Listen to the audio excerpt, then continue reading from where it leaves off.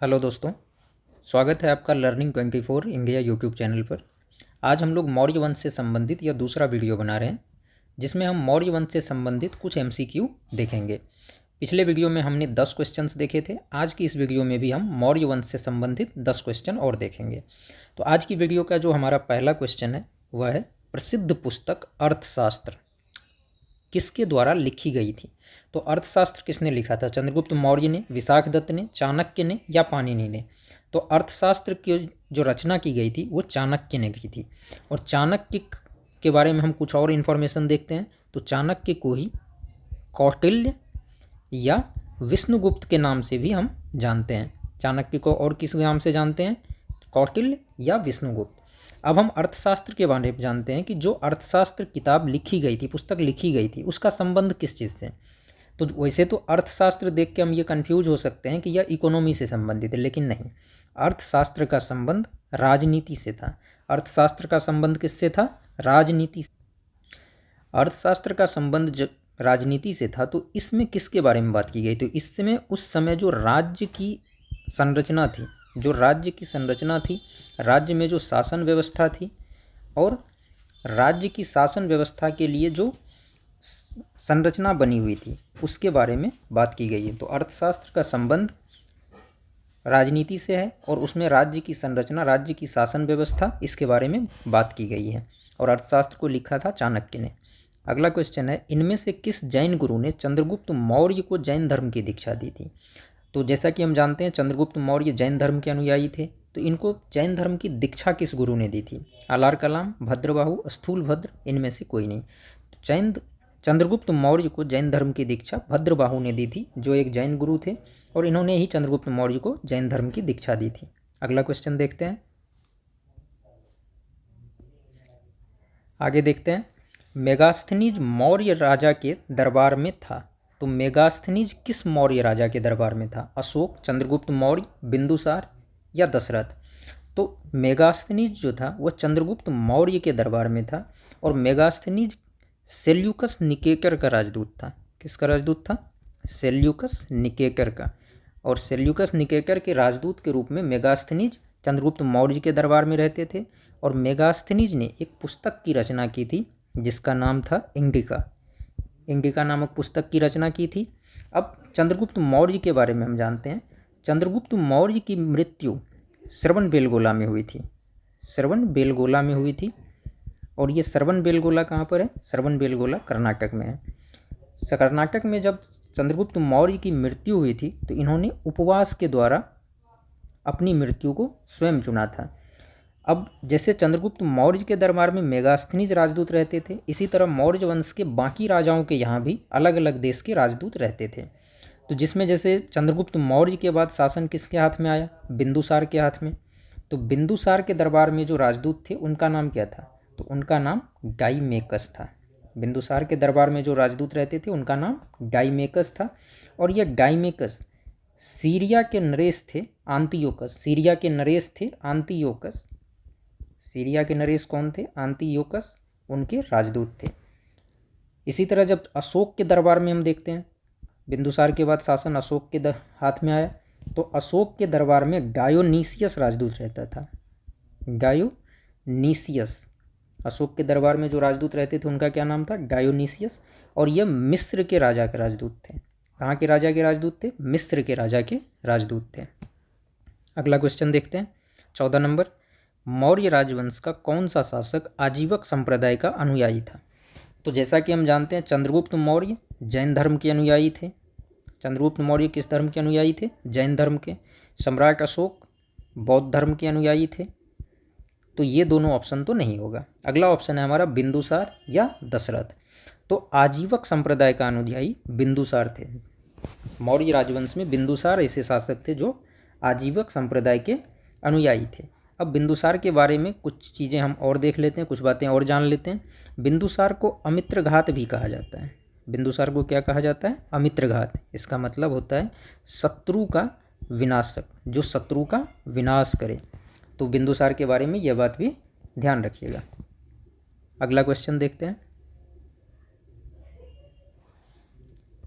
किस मौर्य शासक के शासनकाल में तक्षशिला में विद्रोह हुआ था?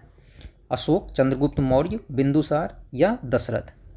तो इस क्वेश्चन का आंसर है बिंदुसार। जब बिंदुसार मगध के राजा हुआ करते थे उस समय तक्षशिला में विद्रोह हुआ, और इस विद्रोह को दबाने के लिए बिंदुसार ने पहले सुसीम को भेजा, लेकिन सुसीम की हत्या हो गई। सुसीम की क्या हो गई? हत्या हो गई। जब सुसीम की वहाँ पर हत्या हो गई तो उसके बाद बिंदुसार ने अशोक को इस विद्रोह को दबाने के लिए भेजा, और अशोक ने सफलतापूर्वक इस विद्रोह को दबा दिया था। अगला क्वेश्चन देखते हैं।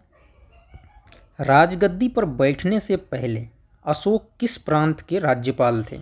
तो जब अशोक राजा बने थे उस समय अशोक कहाँ के राज्यपाल थे, या उससे पहले अशोक किस जगह पे राज्यपाल थे? तो पहला ऑप्शन है अवंती, दूसरा है कलिंग, तीसरा है उत्तरापथ, चौथा है दक्षिणापथ। तो यहाँ पर हम लोग देखते हैं अशोक राज्यपाल थे अवंती के। जब अशोक राजा बने थे उससे जस्ट पहले अशोक जो थे वह अवंती राज्य के राज्यपाल थे। अब हम जब अवंती के राज्यपाल थे तो प्रांत की बात कर रहे हैं, तो मौर्य साम्राज्य में कुल कितने प्रांत थे हम ये भी देख लेते हैं। तो मौर्य साम्राज्य में टोटल 5 प्रांत थे, और ये 5 प्रांत में से एक प्रांत थी अवंती। अवंती में ही सम्राट अशोक राजा बनने से पहले राज्यपाल थे। और अब इस 5 प्रांत के बारे में जानते हैं। तो पहला प्रांत जो था वह था अवंती। इसकी राजधानी कहाँ थी? इसकी राजधानी थी उज्जैनी अवंती की राजधानी थी। दूसरा जो प्रांत था वह था कलिंग, और कलिंग की राजधानी कहाँ थी? तोसली। इसके बाद जो तीसरा प्रांत था वह था उत्तरापथ। तीसरा प्रांत क्या था? उत्तरापथ, और उत्तरापथ की राजधानी कहाँ थी? तक्षशिला।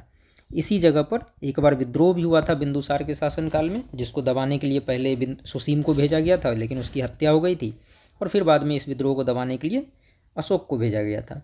जो चौथा प्रांत था वह था दक्षिणापथ। चौथा प्रांत क्या था? दक्षिणापथ, और दक्षिणापथ की राजधानी कहाँ थी? सुवर्णागिरी दक्षिणापथ की राजधानी थी। और एक और प्रांत थी प्रासी, और इसी की राजधानी पाटलिपुत्र थी, जो मगध राजवंश का जो राजधानी थी। मगध वंश की भी जो ओवरऑल हम राजधानी कह सकते हैं वो पाटलिपुत्र ही थी, जो प्रासी पूर्वी प्रांत की राजधानी थी। तो अशोक के समय जो मगध राजवंश थे, मगध राजवंश में कितने प्रांत थे? तो 5 प्रांत थे, अवंती, कलिंग, उत्तरापथ, दक्षिणापथ और प्रासी। और राजधानी थी अवंती की उज्जैनी, कलिंग की तोसली, उत्तरापथ का तक्षशिला, दक्षिणापथ का स्वर्णागिरी, और प्रासी या पूर्वी प्रांत की राजधानी पाटलिपुत्र थी। और यही मगध राजवंश की भी, मगध में मौर्य राजवंश की भी राजधानी थी। मतलब मगध की भी राजधानी हम कह सकते हैं कि पाटलिपुत्र ही थी। आगे हम लोग देखते हैं। अगला क्वेश्चन है हमारा कि किस शिलालेख में अशोक का नाम रान्यो अशोक, राजा अशोक उल्लिखित है? तो ऐसा कौन सा शिलालेख है जिसमें अशोक का नाम राजा अशोक या रान्यो अशोक लिखा हुआ है? पहला है अहरोरा, दूसरा है सोपारा, तीसरा है कनगनहल्ली और चौथा है गिरनार। तो कनगनहल्ली शिलालेख जो है, जो कि कर्नाटक में पाया गया है, कनगनहल्ली शिलालेख जो कर्नाटक में मिला है, इसी शिलालेख में अशोक का नाम रान्यो अशोक या राजा अशोक लिखा गया है। ठीक है। इसके बाद हम कुछ और शिलालेख के बारे में जानते हैं, या कुछ और अभिलेख के बारे में भी जानते हैं। जैसे एक अभिलेख है भ्रावु अभिलेख, ये भी ध्यान रखिएगा। जो भ्रावु अभिलेख है, भ्रावु अभिलेख में ही पहली बार इस बात का उल्लेख है कि अभिलेख में ही पहली बार इस बात का उल्लेख है कि अशोक जो है, सम्राट अशोक, वह मगध के राजा हैं। कहाँ के राजा हैं? मगध के राजा हैं। भ्रावु अभिलेख में ही पहली बार यह उल्लेख है कि सम्राट अशोक मगध के राजा हैं। अब जैसे कनगनहल्ली अभिलेख में अशोक को रान्यो अशोक या राजा अशोक कहा गया है, उसी तरह जो हिंदू धर्म के ग्रंथ हैं पुराण में अशोक को अशोक वर्धन कहा गया है। पुराण में अशोक को क्या कहा गया है? अशोक वर्धन। पुराण में अशोक को क्या कहा गया है? अशोक वर्धन कहा गया है। तो जिस तरह से शिलालेख में, कनगनहल्ली शिलालेख में अशोक को राजा अशोक, रान्यो अशोक कहा गया है, उसी तरह पुराण में अशोक वर्धन कहा गया है। भ्रावु अभिलेख में अशोक को मगध का राजा बताया गया है। ठीक है, आगे बढ़ते हैं। अगला क्वेश्चन है 18 नंबर। अशोक को बौद्ध धर्म की दीक्षा किस बौद्ध भिक्षु ने दी थी? भद्रबाहु, उपगुप्त, सबाकामी या वसुमित्र? तो इसका आंसर है उपगुप्त। सम्राट अशोक पहले ब्राह्मण धर्म के अनुयायी थे। किस धर्म के अनुयायी थे? ब्राह्मण धर्म के अनुयायी थे। लेकिन बाद में जब वो बुद्ध की शिक्षाओं से प्रभावित हुए, कलिंग युद्ध के बाद जब उनका हृदय परिवर्तन हुआ, उन्होंने हिंसा को त्यागने की बात कही, तब उसने उपगुप्त बौद्ध भिक्षु ने बौद्ध धर्म की दीक्षा दी और इसी के बाद अशोक बौद्ध धर्म को अपना लिए और अशोक बौद्ध धर्म के अनुयायी हो गए। इस बात का उल्लेख एक अभिलेख है, अहरौरा अभिलेख। जो अहरौरा अभिलेख है सम्राट अशोक का, अहरौरा अभिलेख, इसमें यह बात बताई गई है कि सम्राट अशोक जो हैं वह बौद्ध धर्म के अनुयायी हैं।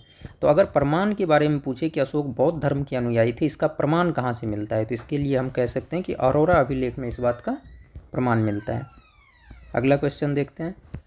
जो हमारा अगला क्वेश्चन है कि किस शिलालेख में अशोक की धार्मिक यात्राओं का वर्णन किया गया है? पहला शिलालेख, 7वां शिलालेख, 11वां शिलालेख या 13वां शिलालेख? तो जैसा कि हम जानते हैं कि सम्राट अशोक के टोटल 13 शिलालेख मिले हैं।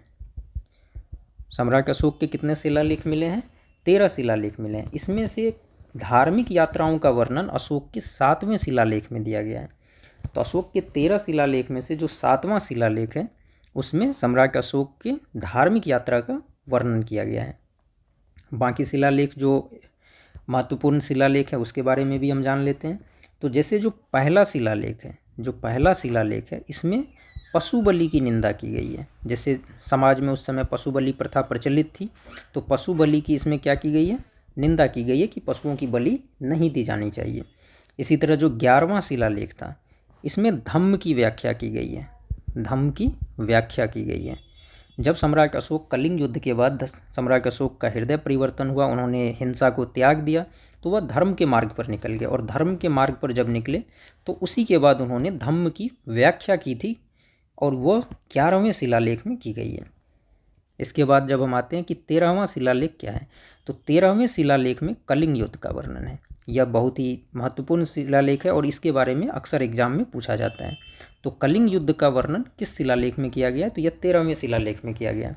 तो याद रखिएगा, पहला शिलालेख पशु बलि की निंदा, 7वां शिलालेख धार्मिक यात्राओं का वर्णन, 11वां शिलालेख धम्म की व्याख्या और 13वां शिलालेख कलिंग युद्ध के बारे में बात की गई है। अगला क्वेश्चन देखते हैं। अगले क्वेश्चन में जैसे है कि सम्राट अशोक द्वारा निम्नलिखित कर्ज, चौपार, सुदामा और विश्व झोपड़ी गुफा कहाँ स्थित है?